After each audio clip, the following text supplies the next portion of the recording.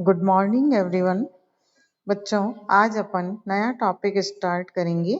बीमा एजेंट का पारिश्रमिक, रेम्यूनरेशन और कंपनसेशन ऑफ इंश्योरेंस एजेंट। बीमा एजेंट बीमा कंपनियों के अत्यंत महत्वपूर्ण व्यक्ति होते हैं। जैसे अपन ने पहले पढ़ा, बीमा एजेंट के माध्यम से ही सभी व्यक्ति अपने बीमा एजेंट के द्वारा बीमा कराते हैं और अपने जीवन से संबंधित सुरक्षा को हासिल करते हैं।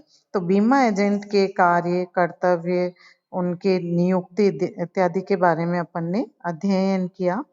अब आज अपन देखते हैं कि बीमा एजेंट का पारिश्रमिक क्या होता है और किस प्रकार से बीमा एजेंट के पारिश्रमिक को निश्चित किया जाना चाहिए। तो बीमा एजेंट क्योंकि बीमा कंपनियों के अत्यंत महत्वपूर्ण व्यक्ति माने जाते हैं। प्रत्येक बीमा कंपनी की उत्पादकता, लाभदेयता तथा कुशलता में बीमा एजेंटों की भूमिका अत्यंत महत्वपूर्ण होती है। किंतु कुशल बीमा एजेंट प्राप्त करने और उन्हें अपनी संस्था में ही बनाए रखने के लिए प्रत्येक कंपनी को उन्हें आकर्षक और प्रेरणादायी पारिश्रमिक प्रणाली का विकास करना होता है। तो उसी का अध्ययन हम करेंगे कि बीमा एजेंट के पारिश्रमिक का क्या मीनिंग है, इसका क्या अर्थ होता है।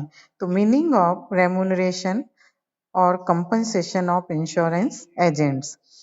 बीमा एजेंट के पारिश्रमिक से तात्पर्य बीमा एजेंट को बीमा कंपनी से अपने कार्य के बदले प्राप्त होने वाले वेतन, भत्तों, बोनस तथा प्रत्यक्ष एवं परोक्ष रूप से प्राप्त होने वाले सभी मौद्रिक लाभों एवं सुविधाओं से होता है। यानी एक व्यक्ति मनी के रूप में और अपने द्वारा दी गई सेवाओं के बदले जो भी प्रतिफल में मौद्रिक लाभ प्राप्त करता है या मुद्रा प्राप्त करता है, उसी को हम पारिश्रमिक के नाम से जानते हैं। तो बीमा एजेंट के पारिश्रमिक को दो प्रमुख शीर्षक में हम विभक्त कर सकते हैं, जैसे प्रत्यक्ष वित्तीय भुगतान और परोक्ष वित्तीय भुगतान, डायरेक्ट फाइनेंशियल पेमेंट्स। प्रत्यक्ष वित्तीय भुगतान में उन भुगतानों को सम्मिलित किया जाता है जो बीमा एजेंट का वेतन, कमीशन, प्रेरणात्मक कमीशन, बोनस आदि के रूप में भुगतान किए जाते हैं।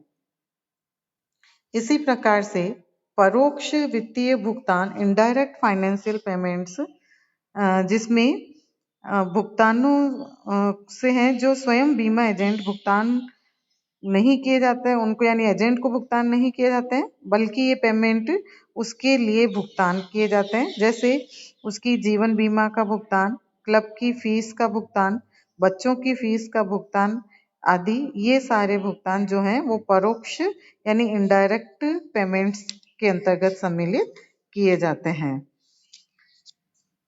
इस आधार पर अब हम देखते हैं कि एक अच्छी पारिश्रमिक योजना का क्या महत्व होता है, इसके क्या उद्देश्य हैं। Importance and objective of sound remuneration plan.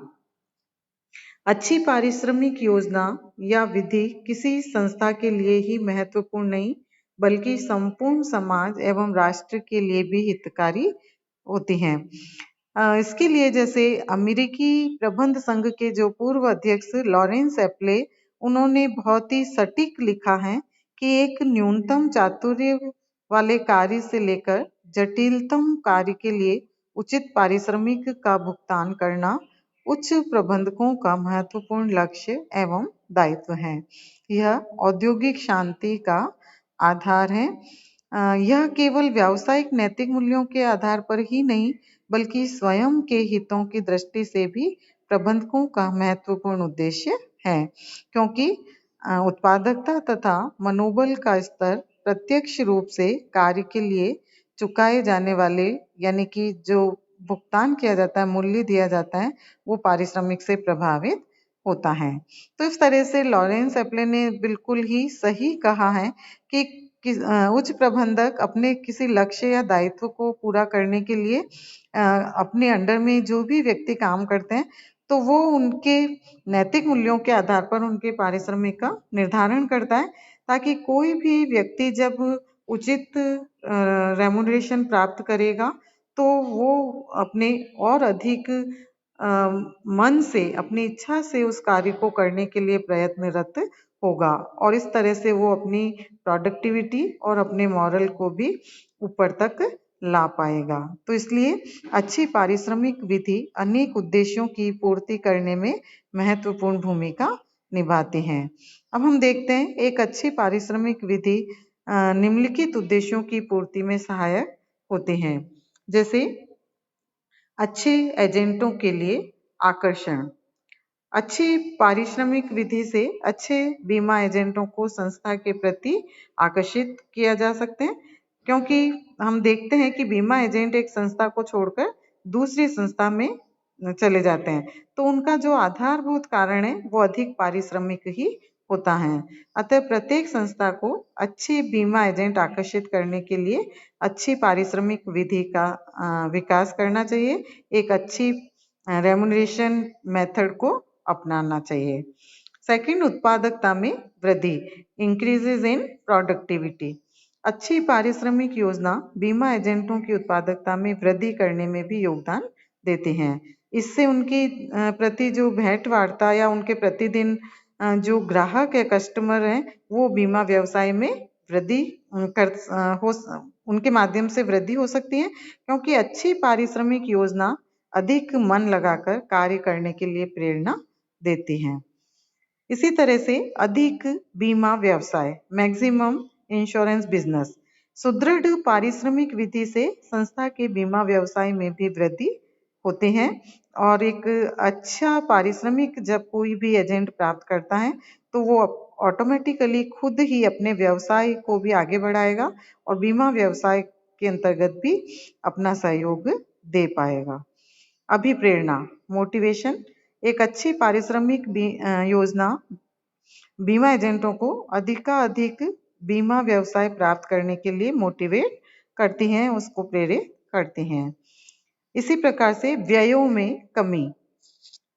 अकेली अच्छी पारिश्रमिक योजना ही कई व्ययों जैसे भ्रमण, विज्ञापन, विक्रय संवर्धन, पत्राचार आदि व्ययों को कम करने में योगदान दे सकते हैं, क्योंकि व्यक्ति स्वयं जितना अच्छा काम करेगा खुद ही कई व्यक्तियों से वो कांटेक्ट करेगा, संपर्क स्थापित करेगा और इस प्रकार से उसे किसी भी तरह की पब्लिसिटी करने की आवश्यकता नहीं होगी, तो ऑटोमेटिकली विभिन्न प्रकार के जो एक्सपेंसेस हैं उनको कम किए जा सकते हैं। लागतों में कमी। अच्छी पारिश्रमिक विधि कुल लागतों में कमी लाने में सहायक है। इसका कारण क्या है? क्योंकि यह बीमा एजेंट कम समय में जब अधिक बीमा व्यवसाय प्राप्त कर सकते हैं तो उससे प्रति बीमा पत्र लागत में आसानी से कमी लाई जा सकती है। इसके अतिरिक्त जो संस्थाएं पहले ही न्यूनतम लागत पर अधिकतम बीमा व्यवसाय प्राप्त कर रही हैं, वे अब केवल व्ययों में कमी लाकर ही अपनी लागतों में कमी कर सकती हैं। विक्रय व्ययों में कमी लाने हेतु एक अच्छी पारिश्रमिक विधि का प्रयोग करना वरम आवश्यक है। एजेंटों के आवर्तन में कमी। अच्छी पारिश्रमिक योजना अच्छे एजेंटों को आकर्षित ही नहीं करती बल्कि उनको संस्था में बनाए भी रखती हैं। अतः एजेंटों का जो टर्नओवर है, आवर्तन है, वो भी कम हो जाता है। कंट्रोल, नियंत्रण। अच्छी पारिश्रमिक विधि बीमा एजेंटों पर पर्याप्त कंट्रोल स्थापित करने में भी योगदान देती हैं। वेतन तथा कमीशन विधि को संयुक्त रूप से अपनाकर एजेंटों का अच्छे प्रकार से नियंत्रण या उन पर कंट्रोल किया जा सकता है। अच्छे संबंध, गुड रिलेशन। एक अच्छी पारिश्रमिक योजना संस्था में जितनी भी बीमा एजेंट और प्रबंधक हैं उनके बीच मधुर और अच्छे संबंध स्थापित करने में भी अपना एक इम्पॉर्टेंट रोल यानी महत्वपूर्ण भूमिका निभाता है। अच्छी योजना दोनों ही पक्षकारों के हितों का पोषण करती हैं और इससे उनमें स्वतः ही अच्छे संबंधों का सूत्रपात होता है, आपस में अच्छे संबंध बने रहते हैं। लास्ट, ख्याति में वृद्धि, इंक्रीजेज इन गुडविल। एक अच्छी पारिश्रमिक योजना वाली संस्था के बीमा एजेंट कुशल होते हैं, जो ग्राहकों से बहुत ही अच्छे और मधुर संबंध स्थापित करते हैं।